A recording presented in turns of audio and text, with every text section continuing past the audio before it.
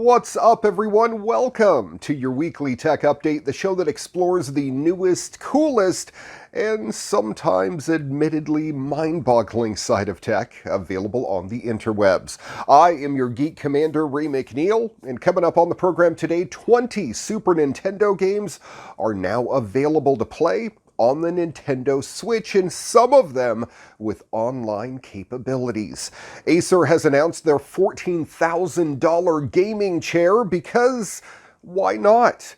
And happening in this week's What The? A California fire department drops fire retardant on a reporter live on TV. That and a whole lot more coming up on today's edition of your weekly tech update next.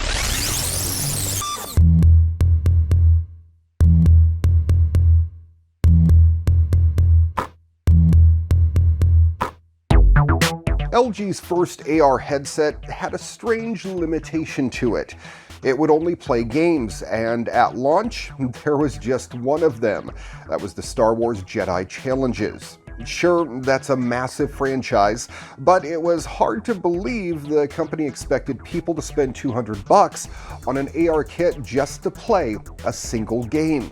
Now, as it turns out, the Star Wars title will no longer be Mirage AR's solo offering. Continuing its partnership with Disney, Lenovo is releasing a new Marvel Avengers game called Dimension of Heroes, along with some new controllers too. Instead of a single lightsaber-like stick like before, the Marvel Dimension of Heroes kit comes with a pair of what Lenovo calls universe controllers. These have LEDs at the top end that flash in different colors while you play, and have a semicircular handle with little joysticks on top. You'll have to put AA batteries in each, which should provide up to 8 hours of gameplay. The core technology inside the controllers are the same as before. The sticks are still tracked by 2 cameras on the headset. The notable advancement this time around, however, is that 2 controllers can now be tracked in real time. Aside from the new controllers, nothing about the original headset's hardware has changed. That means those with the older set can simply buy the new accessories and keep the headset and beacon to play the Marvel game. In Dimension of Heroes, you can play as Captain Marvel, Thor, Doctor Strange, Star-Lord, or Black Panther, and your mission is to go back in time and save the world. If none of these characters' names mean anything to you, well, you're probably not going to be interested in buying this game. Those of you paying attention, though, will probably be excited. The Dimension of Heroes game also offers a local co-op mode like the Star Wars game before it did, so you can play with a friend.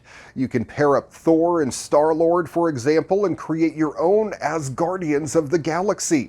The game features a real-time leaderboard competition as well for the added satisfaction of challenging strangers from around the world.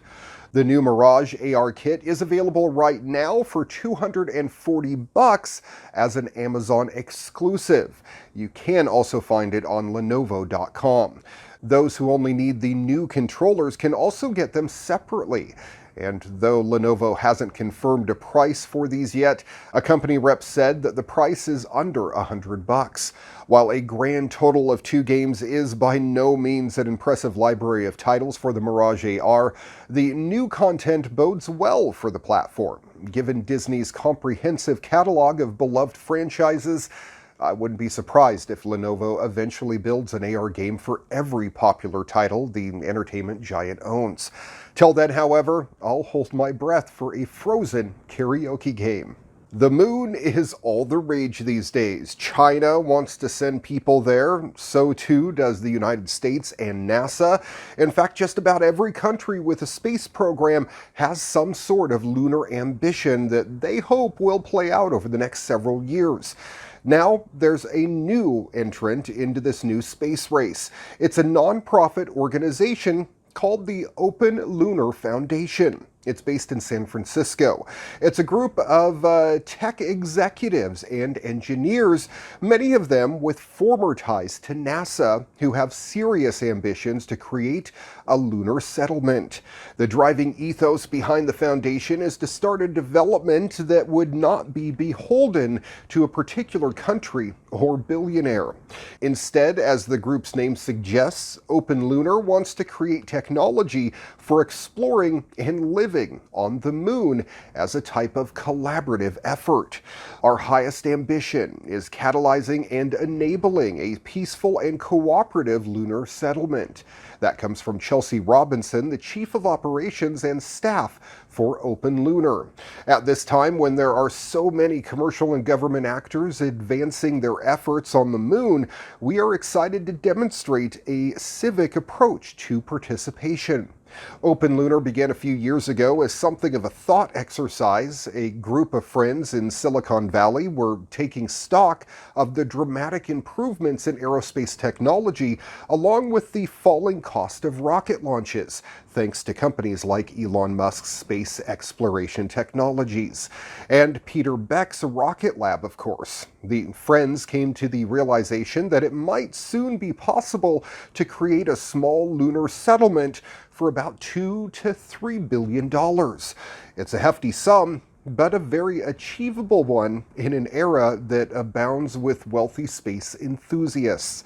And so the friends decided to explore the idea of going to the moon in earnest. The picture that emerged out of those meetings was that you could create a permanent, economically self-sustaining presence on the moon that could be done for single-digit billions, said Steve Jarvitson, a venture capitalist who provided the initial Open Lunar funding. I got excited by that idea and the compelling nature of the people involved. Some of the most prominent members of the group include the astronaut Chris Hadfield, who has spent time on the International Space Station. Will Marshall and Robbie Shingler, co-founders of the satellite maker Planet Labs Incorporated. Simon Pete Warden, the former director of NASA's Ames Research Center. And Jarvitson, who has invested in both SpaceX and Planet Labs. Hadfield is listed as a director of Open Lunar in nonprofit filings as well, while the others are advisors to the foundation. These individuals, along with dozens of other people, have spent the last 18 months meeting in private to figure out what sort of early missions would make the most sense. Working ideas include smaller, cheaper missions to put various probes and robotic systems on the lunar surface rather than one massive mission. Many of the people behind Open Lunar have built up reputations as some of the most deliberate thinkers around space exploration. Some have long track records organizing youth space groups, advising the United Nations on space policy, and campaigning against the weaponization of space. If anyone were to create an open-source lunar program, it might be the team behind this project. I want to look up at the full moon and have it mirror back to me not just light like it has for millennia, Robinson said, but to mirror a vision for how we want our future to operate here on Earth.